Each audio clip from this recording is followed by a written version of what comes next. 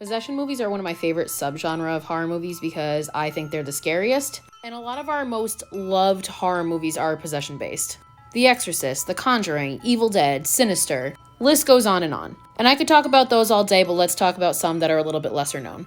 The Cleansing Hour is a movie that came out and completely flew under the radar. I am not sure why. This movie stars Kyle Gallner, which that alone should be enough for you to watch it, but it also takes a modern spin on your typical possession movie. I absolutely love it. May the Devil Take You is a foreign horror movie, which, by the way, there's going to be a bunch of those on this list. And this movie scared the fucking shit out of me. Speaking of movies that scared the shit out of me, The Possession from 2012 is one of my favorite horror movies ever. I remember watching this one in the theaters when it came out, and it terrified me. Like, to the point where I didn't sleep for days. The Dark and the Wicked is another movie that was released and completely flew under the radar.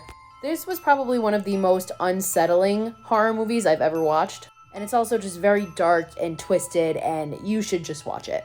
This one's a bit better known, but it was made by my boy Mike Flanagan. And this is one of those cases where it's a sequel, but it is significantly better than the original. And this is another one that genuinely freaked me out. And I think it was just overall so well done. Speaking of Mike Flanagan, we got Oculus. This is another one that I just don't think gets enough love, especially considering how freaking good it is. The Medium is another foreign horror movie that absolutely will just rock you to your core. I will admit the ending of this one lost me a little bit, but all of the in-between is completely worth it. Gonjiam Haunted Asylum is another movie that scared the hell out of me. If you are a fan of Grave Encounters, I can almost guarantee you'll like this movie, because it brings in that same concept of like the inescapable labyrinth, and then it also throws demonic possession in it. So that's like the scariest combination I could ever imagine. If you are like me and old people in horror movies scare you and demonic possession movies also scare you, you should watch The Taking of Deborah Logan, and I will say nothing else about it.